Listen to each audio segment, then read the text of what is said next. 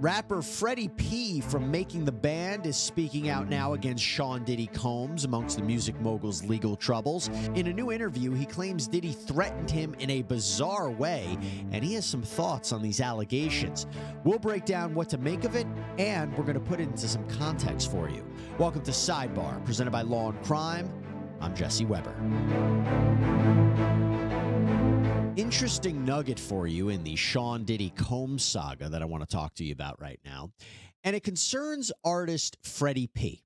Now, Freddy P was one of the members of the band, and that was featured on Diddy's Making the Band show on MTV back in the day. And what he has come out and said is a bit chilling in light of the allegations that are centered around the rapper and music mogul. We have been covering the legal saga for Diddy for months. The various lawsuits against him, his sons, his associates, affiliated companies, allegations of sexual assault, sex trafficking, physical violence, including involvement in shootings and illegal weapons and narcotics possession. And of course, we know that his homes in LA and Miami were raided last month, reportedly pursuant to an ongoing federal sex trafficking investigation. Although neither Combs nor his sons nor his associates, other than a man named Brendan Paul, who was arrested on drug charges on the day of the raids, other than him, no one, and I want to be clear about this, no one has been arrested, charged, indicted in this investigation. We are waiting to see what happens next, if anything, but as of right now, Diddy has not been charged, and he has also not been found liable with respect to any of these lawsuits. He is innocent until proven guilty. And again, he hasn't faced any charges. Now, as we have also reported, in the wake of these developments, there have been various celebrities that have said certain things, whether it be Diddy's rival, 50 Cent, trolling Diddy on the day of the raids by posting on Instagram, now it's not Diddy do it, it's Diddy done. They don't come like that unless they got a case. That was in reference to a documentary that 50 Cent has reportedly been producing about Diddy.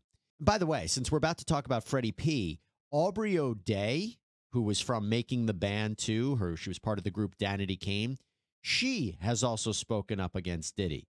After the raids on Combs' properties, O'Day posted online, "What you sow, you shall reap. I pray this emboldens all of us victims to finally speak on what we have endured." And we know that in 2022, O'Day revealed on a podcast that she was fired by Diddy from the group because she claimed she wasn't willing to do what was expected of her, not talent-wise, but in other areas. Now, having said that, we also dedicated a full sidebar to people who have been coming to the support of Diddy. And one of those people is music producer and DJ Stevie J, who said in an interview with Fox 5 New York after those federal agents swooped in, "My man would never break the law. We're law-abiding citizens. That's what we do. You know, this is another crucifixion of a black man."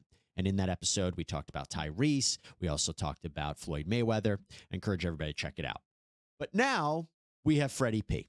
And let's talk about Freddy P. So Freddy P, whose real name is Frederick Watson, is a rapper from Miami. And as I said, he was on the show Making the Band. For anybody who followed it, you might have remembered he was kind of the quiet, the standoffish one, very talented artist, to say the least. And he recently sat down with the Art of Dialogue podcast, where he said a lot. So when he was asked about, and right at the beginning of the interview, what do you think about what's going on with Diddy right now? Freddy P said, "I like people to get their just due. If he was innocent, I'd be speaking up. Leave that man alone because I hate bullies." He then goes on to say, "I don't feel like he's guilty, but it's there. All of them people ain't lying. People not lying when you go into details." Remember that, because he refers to Cassie. He refers to Cassie, who is Cassandra Ventura, who filed a federal lawsuit against Diddy last year that arguably started this whole train in motion, because then we saw more lawsuits and then we ultimately saw the raids. But details, when Freddy P says details, that you really can't make this stuff up because of the details, that seems to be what he's saying. Well, Ventura alleged that Combs physically and sexually abused her, including forcing her into sexual slavery and sex trafficking. Some of the more alarming allegations in that federal lawsuit include that Combs allegedly raped Ventura in her home after she tried to leave him, savagely beat her, resulting in bruises and burst lips, forced her to have sex with prostitutes on video while Diddy watched and pleasured himself, forced her to carry a gun for him, and tried to chase down music producer Suge Knight with a gun. And she even says that Diddy blew up rapper Kid Cudi's car because he found out that Cudi was interested in Ventura. So details, right? She ended up settling her lawsuit against Diddy, but Freddy P said that people shouldn't blame Cassie. It seems that he was implying that she shouldn't be blamed for staying with Diddy, that she was there for the money. That's why she agreed to what he describes as, quote, the worst of the worst. That's the way that I interpreted his statements regarding Cassie. And actually, I'll tell you, it's important, that money component for a sex trafficking claim. Why do I say that? Because for sex trafficking, you need to show that there were illegal commercial sex acts. So there has to be payment or something given of value or promised of value. And she alleged that she was showered with lavish gifts and that Diddy paid for things for her, particularly after these incidents. So that payment or what she received of value is connected to the alleged claims of sex trafficking. Now, interestingly, Freddy P also talked about that what people are saying about Diddy now is not new. He said in this interview, everybody knew. Don't act like it's brand new. That irritates me. He went on to say that the only ones who speak out for him, meaning Diddy, the only ones who speak out for him is because they have stuff to hide. And that's interesting. That's interesting because, again, as I said, we dedicated an episode to Sidebar about the people who are supporting Diddy, but we also have mentioned how we're not seeing a ton of people coming to Diddy's defense right now in the wake of all of these legal developments. Many people staying silent, friends, celebrities, and that's interesting. Hey there, everybody. So I want to thank Morgan & Morgan for sponsoring this episode of Sidebar. Always love talking about them. Now, here is the incredible thing about Morgan & Morgan, and one of the reasons why I like talking about them so much. Hey, say something about our big wins. You're not supposed to come on camera. The reason Morgan & Morgan, America's largest personal injury law firm, is so big, and I'm sure you can guess it, is because they win a lot. And that's Don't forget huge verdicts. Yeah, they've won big verdicts. $6.8 million in New York, $26 million in Philadelphia. You see, the thing about them is they don't settle for lowball insurance offers from insurance companies, which is something. Mention that you can submit a claim from your couch at home and on your phone. Dan, they've completely modernized the process by submitting your claim, talking to your legal team. It's all done straight from your smartphone. Again, that's something that 8 clicks or less. 8 clicks or less. Yes. You can see if you have a case in just a few minutes. 1,000 lawyers. We have over 1,000 lawyers. All right. Now. You know what, Dan? If you really think you can do better, maybe you should just do it yourself. What Jesse was getting at is if you've ever been injured in an accident, you can check out Morgan & Morgan. You can submit a claim in 8 clicks or less. To start your claim, just visit forthepeople.com/LC Sidebar. You came a little too close to me. It hurt me a little bit. I'm probably actually going to have to hire you guys now, but that was well said. That was well said. Now, Freddy P also highlighted some of the names that are coming out, and specifically he mentioned Harv Pierre. This is the former president of Bad Boy Records. And Freddy P says, I know who this guy is. We had words to words. Remember, Pierre's name has come up during the course of all this. He is listed in a lawsuit filed by an unidentified woman. She claims that she was gang raped and sex trafficked by Combs, Pierre, and a third assailant. The lawsuit gets into very graphic detail about how Pierre smoked crack cocaine and forced her to perform oral sex on him, and that he and the others plied her with drugs and alcohol. By the way, this was all when she was allegedly 17 years old in the 11th grade. Now from there, and this is the big one that I want to get into, Freddy P talks about this verbal altercation that he had with Diddy. And he said, quote, one day I was waking up and I was in a mood.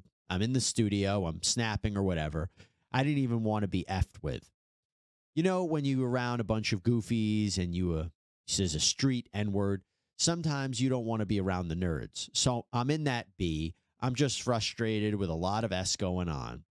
And he says that he got into a situation and Diddy was like, you think you're bad or something? And then Diddy allegedly said this. Buy every house on your block.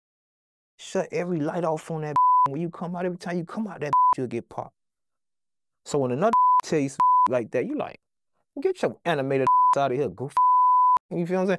When he tell you like that, you go to picture him purchasing every house. You go to picturing every light on the block going off.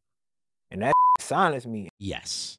Diddy allegedly threatened him, saying he had enough money to buy all of the houses on Freddy P's block where he was living, cut off all the electricity, and whoever stepped outside would die. Now, Freddy P said that's why he left the band. And that's why he didn't do the Dave Chappelle show that did a segment on making the band, that he was infuriated about this. And he also said that he was so upset about what Diddy allegedly did here that he tried to kill Diddy for this. Yes. He says in this interview, quote, later that night, I was trying to take his ass out. He admits this. He goes on to say, me and my dog, God rest his soul, we had a G-Wagon, and he had his little tutus. I had a little pistol on me or whatever. I had the Mac, he had whatever, and we were waiting for his P-ass to come out. So that's pretty incredible admission there from Freddy P, but he said he was glad he didn't actually follow through with this plan because he admits he probably would have died or be sent to prison. Freddy P also claims that Diddy told him, you could walk out of the studio right now, but someone could pop you. You better control and humble yourself. He said that he's seen Diddy disrespect a lot of people and talk crazy to a lot of people. Now, the minute I heard all this, I thought about the lawsuit filed against Diddy by Rodney Jones, his former producer on the Love album. Jones had claimed that Diddy sexually abused him, groomed him for homosexual assault, and actually sex trafficked him. But the violence component is interesting in light of what Freddy P is alleging because Rodney Jones has claimed that Diddy threatened him too. His complaint states, quote, according to Mr. Jones, Mr. Combs would often switch up his approach. He would go from promising Mr. Jones the world to threatening Mr. Jones with physical harm. Mr. Combs threatened to eat Mr. Jones' face and informed Mr. Jones that he was willing to kill his mother, Janice Combs, if he must get what he wanted, so he wouldn't think twice about harming Mr. Jones. And Jones also alleged that Combs would brag about his involvement in shootings and crimes and his ability to get away with it, exerting his power, his money, his influence. So if you take what Jones is saying is true, then it is consistent with Freddy P's allegations here that Diddy claimed he had the power to buy all the houses and turn the electricity off, and that making these weird suggestions that someone would kill Freddy P. Well, from there, Freddy P went on to say that he and Diddy, they would talk about thug stuff and that he had seen Diddy do some wild stuff, which is a claim that we've heard a lot about these Diddy parties and things that people can't describe about what happened on these Diddy parties. Ashton Kutcher was famous for saying he can't talk about what happened sometimes when hanging out with Diddy. But Freddy P says that he witnessed Diddy engage in sex acts with women in clubs in front of everybody. Again, my thought goes back to these shocking, stunning allegations from the lawsuits. Jones alleged that Diddy was always having these get-togethers, these parties with sex workers and underage girls. Ventura said that she was forced to engage in these freak-off sessions, these sexual acts with men while Combs watched and, again, pleasured himself. I mean, you talk wild, wild stuff here. So, again, if you believe the allegations, what Freddy P is saying is consistent. And remember, Diddy was hit with other lawsuits, too. A woman named Joy Dickerson Neal claimed that Combs drugged and sexually assaulted her when she was in college back in 1991. She alleged Combs filmed the rape, shared the video with others as a form of revenge porn. Dickerson Neal claimed that this severely affected her mental health, resulting in her leaving college. We have another lawsuit that claims that Combs and singer-songwriter Aaron Hall raped a woman 30 years ago. As I mentioned before, there was that other lawsuit from this woman that claims that she was sex trafficked and gang raped by Combs, Pierre, and that third assailant. But let's be clear about what Freddy P is alleging here. What Freddy P is saying and what he's alleging is just that. These are allegations. it doesn't seem to me that he is on prosecutors' radar as a potential witness, because he probably wouldn't be speaking out if that were the case. That's my guess. I actually think, by the way, we aren't hearing from several people because they may have been issued subpoenas as part of this investigation. I think federal investigators are still gathering information. They are building a case. But we can't ignore what Freddy P is saying nonetheless. And I will say, again, it is very chilling what he is alleging in light of all of these allegations against Diddy. That we can say at the very least. But of course, we will continue to follow what happens next. That's all we have for you here on Sidebar, everybody. Thank you so much for joining us. As always, please subscribe on Apple Podcasts, Spotify, YouTube, wherever you get your podcasts. I'm Jesse Weber. I'll speak to you next time.